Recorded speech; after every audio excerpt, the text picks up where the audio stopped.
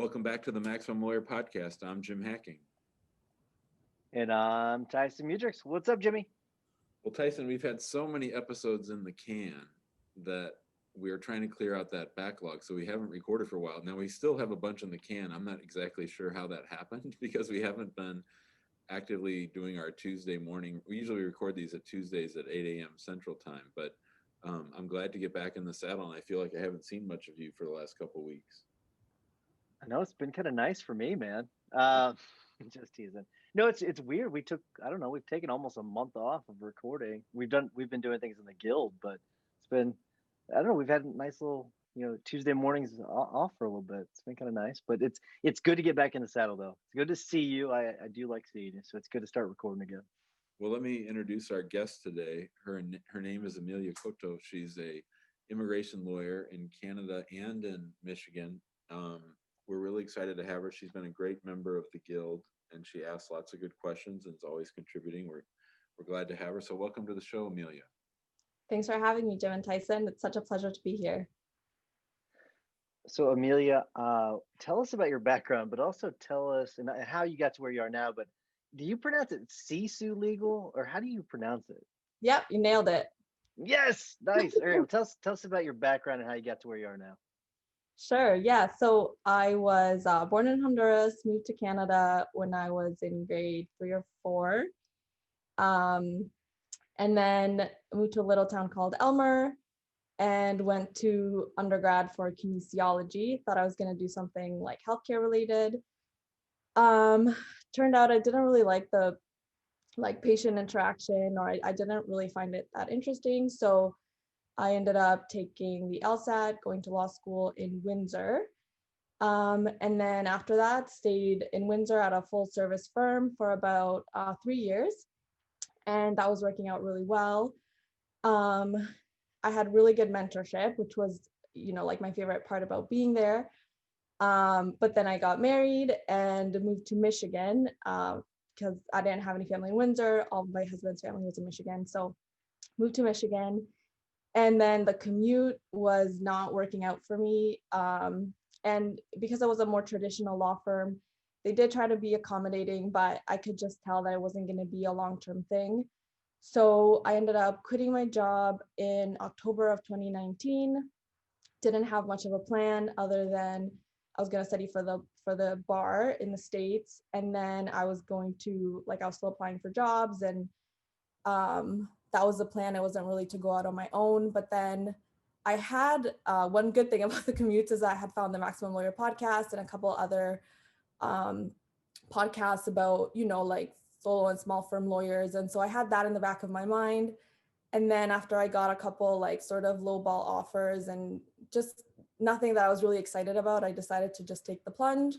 And right after the bar, opened up my own firm in March of 2020, which was great timing. But Sisu actually means it's sort of related to resilience. So I picked the name before 2020 happened. And I think it was a really good year in learning how to be resilient and learning to just kind of roll with the punches. So yeah, it's been a good almost 1 year so far.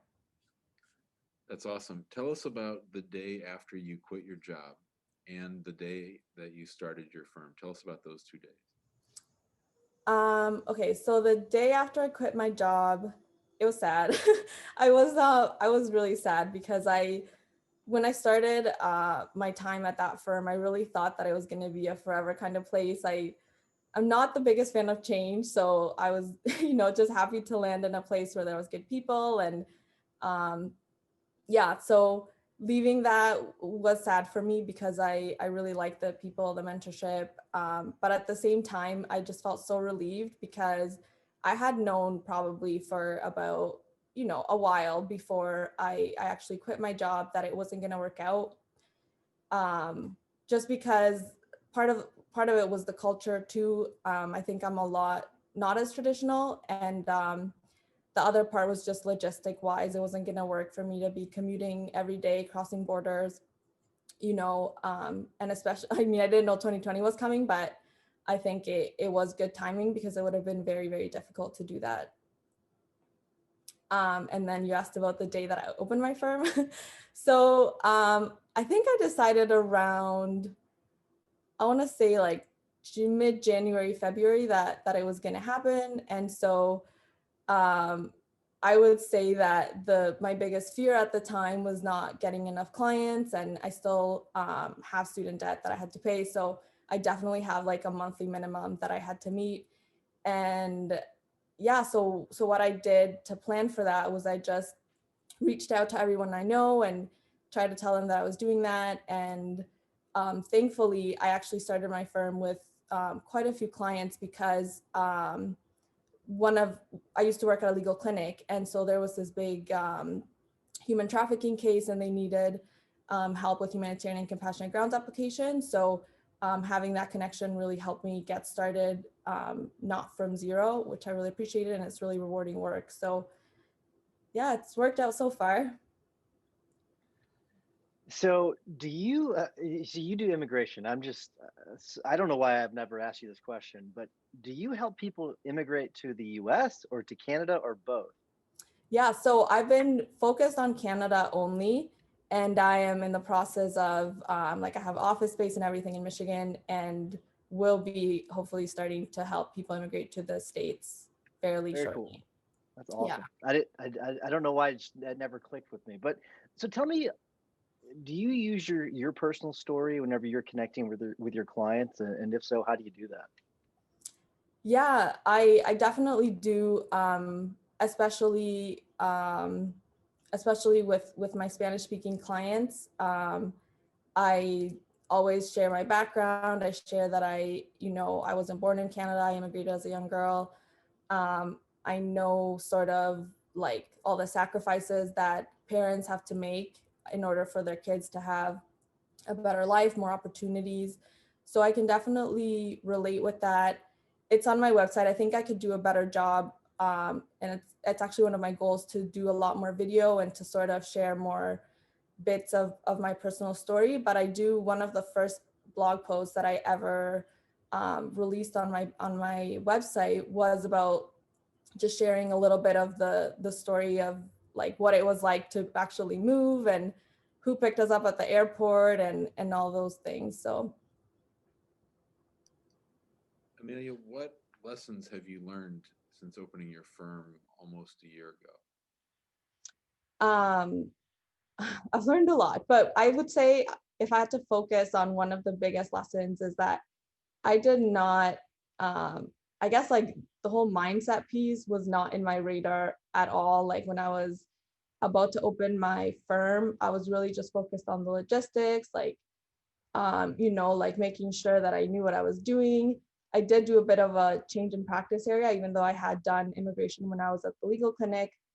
My background was more in litigation and employment law at my previous firm. So I really focused on the practical things. And I think the biggest struggle, if I had to say one, and the biggest lesson is the mindset piece and how basically everything revolves around that. And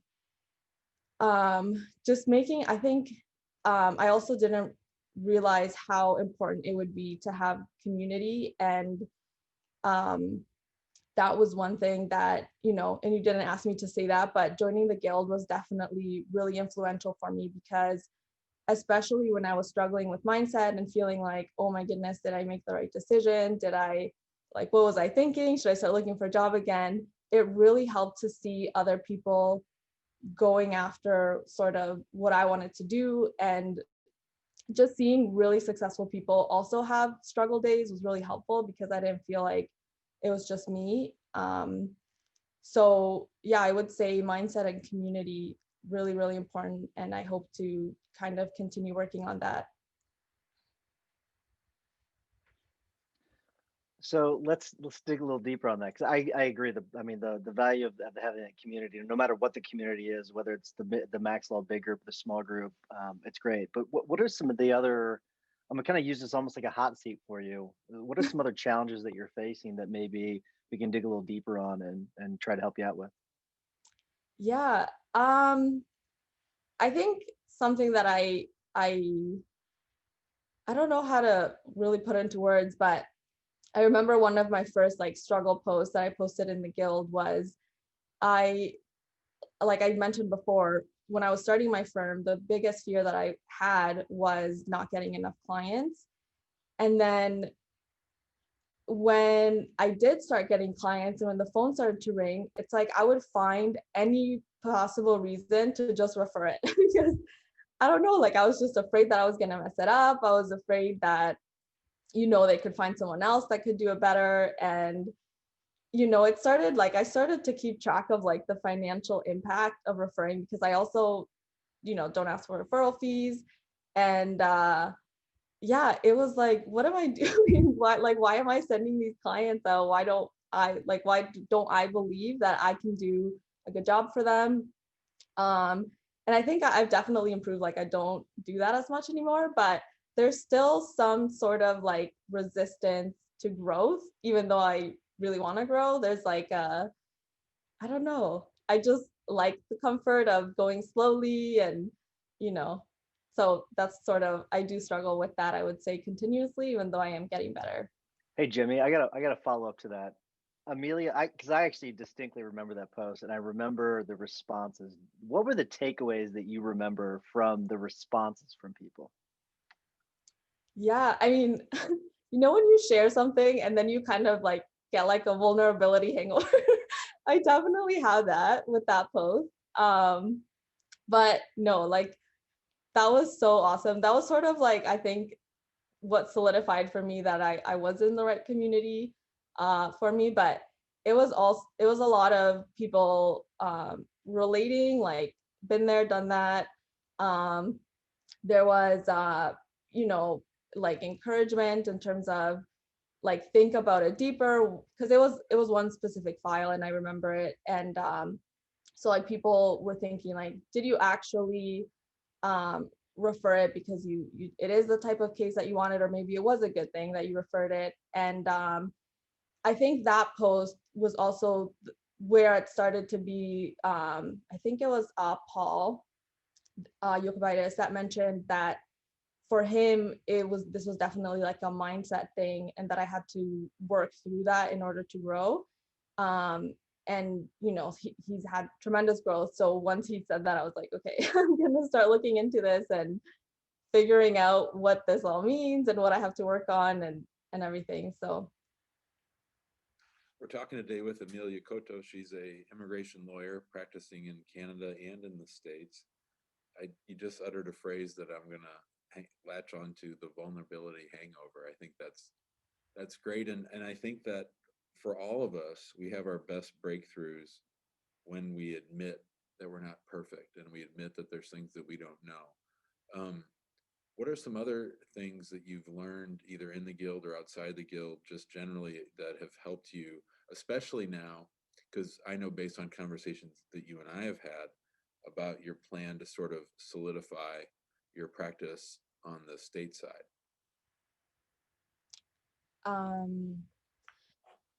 there's so many, I don't know where to begin.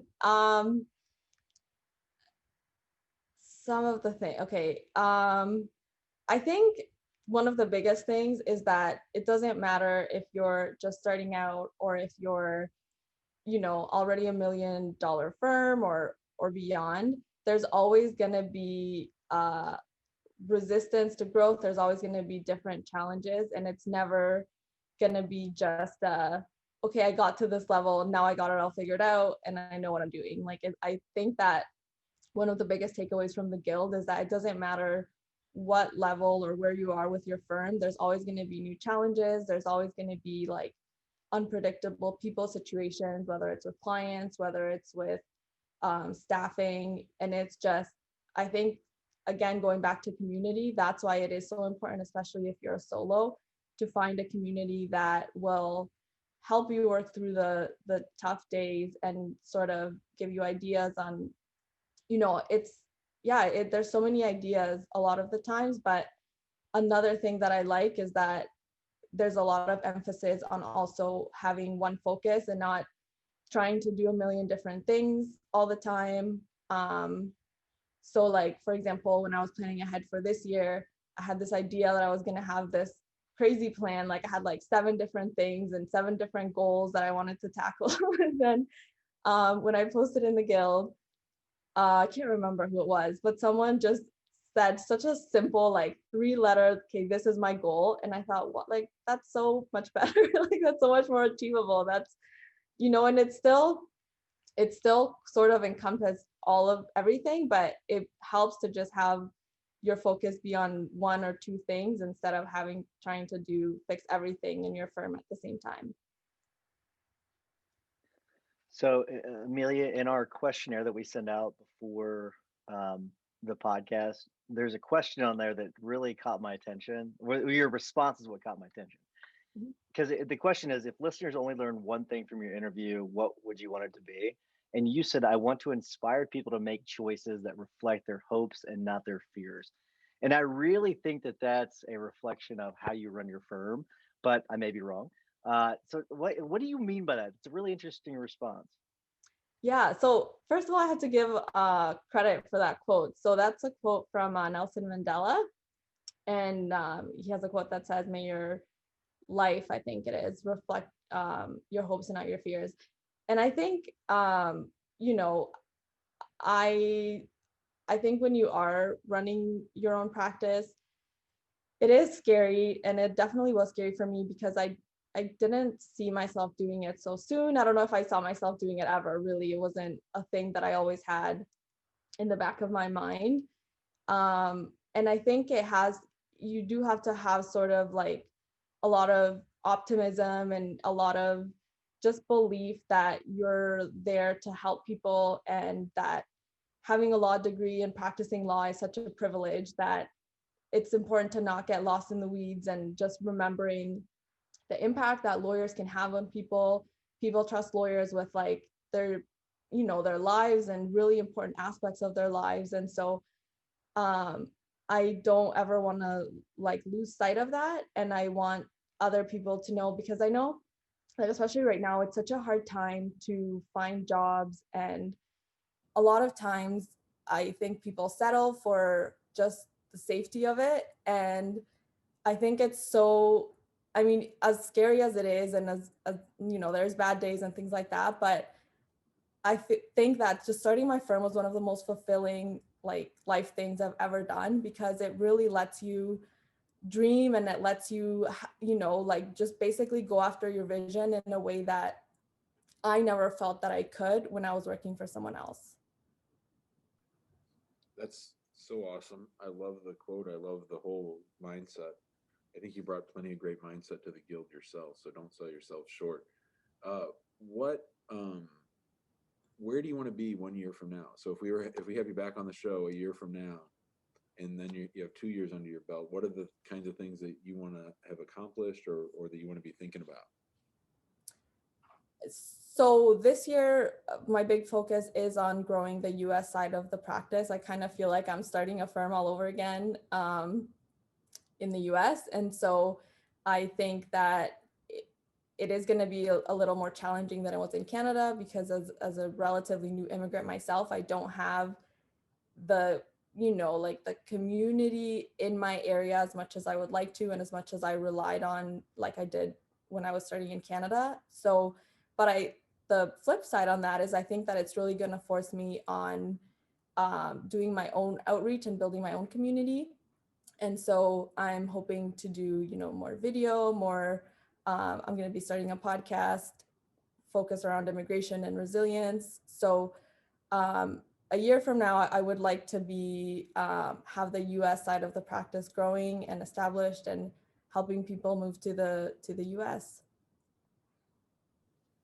I love it. Love it. Let's talk a little bit about your DIY Canadian spousal immigration course. Tell us about that. You got that in the works too.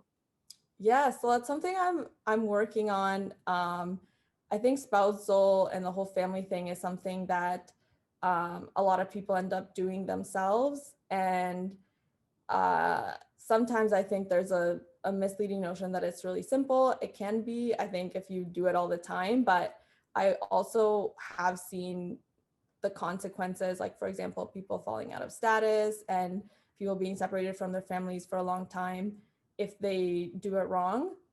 And so I'm hoping that by doing, I'm like a supported program where they still get some lawyer access, but it's a lot of DIY. I could offer it at a more affordable price range and just help more people. So that's the plan. I've been working on it for a while, and I think it's again one of those mindset things. And I'm like, I don't know, like the DIY space can be scary. I don't know why. I think a lot of for me, it's I don't want to get into liability issues and figuring out the logistics of it, but it's definitely coming this year. All right, so I get the last question, Amelia, and my question to you is, what are you scared of right now? What's worrying you? What's keeping you up? Sometimes it feels like things are going really well, like right now, and I feel like things are going along smoothly. And sometimes I don't know if it's just like my personality, I tend to be a little bit on the anxious side. And I think, like sometimes I just fear something's gonna go wrong out of nowhere. And I think 2020, was a weird year for that. So um yeah, but yeah, I hope I don't let myself get in my way. And I think that I can help a lot of people. And so yeah, I think my biggest fear would probably be letting myself get in the way and not allowing myself to help as many people as I can. I think your ability to know that you can get in your own way. And Jim had the same thing. I think we all have these things where we're the log jams, or just just our mindset can restrict us. And so I think just the fact that you know that, you recognize it, is going to put you way ahead of where you were. So that's awesome. All right, we do need to wrap things up. Before I do, I want to remind everyone to go to the Facebook group, get involved there in the big group. It's just search Maximum Lawyer. You should be able to find it pretty easily. And then if you're interested in the guild, go to maxlawguild.com and join us in the guild. Great people like Amelia are in there, and they're sharing their wealth of knowledge every day. Jimmy, what's your hack of the week? Mine's a simple one. So for the last month or so, I've been working in two different places inside the office. I've been actually moving around the office, and I think I'm settling into a spot where I do certain work in one part of the office and other work in the other part of the office, but I don't know that that's for sure. But just breaking up the day and moving my body and getting to another part of the office just sort of helps me reset and to focus in a way that I can't when I'm just sitting in the same spot for 8 hours.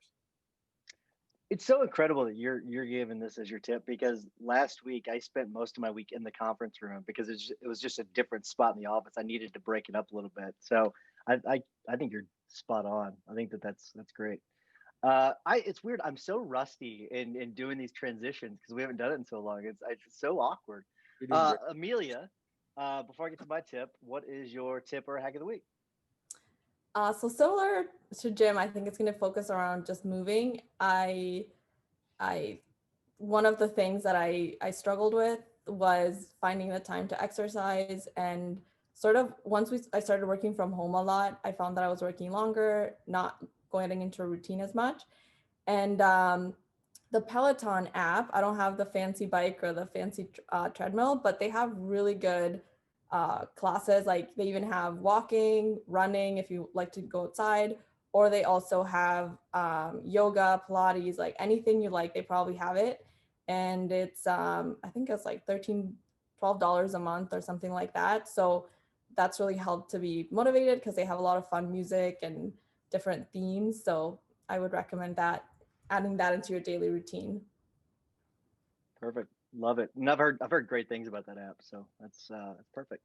And there is, I think, if you're in the guild, there is a Peloton group. So Amelia, are you part of that? No, I think that's, you have to have the bike for that You one. have to be on. Okay, gotcha. Yeah. Okay. Jim ordered his Peloton, so that should be in a few weeks. So he'll be able to join the group. He's excited about that. So my tip is this: we've been talking a lot, or I have with multiple people about their tech stacks and everything. And a couple weeks ago, I was just so frustrated that I was basically the point of contact for the entire firm for our tech stack, and it was driving me nuts. And Jim's had Kelsey for a long time, and so I decided to finally hire a tech stack manager, and I found someone through Upwork, and they're really great. And so now, if I've got a question, I've got something that needs to be fixed or changed, I just contact them and say, hey, will you do this? And it's so much better than me doing it myself. And so I highly recommend getting a tech stack manager. You can pay them as a VA. You don't have to spend a bunch of money. It's actually fairly cheap compared to the amount of time that you spend yourself. All right, Emilia, it's been so wonderful getting to learn a little bit more about you. Thanks for taking the time to do this podcast. We appreciate it. It's been such a pleasure to be here. Great job. Bye, guys. Thanks, Emilia. Bye. See ya.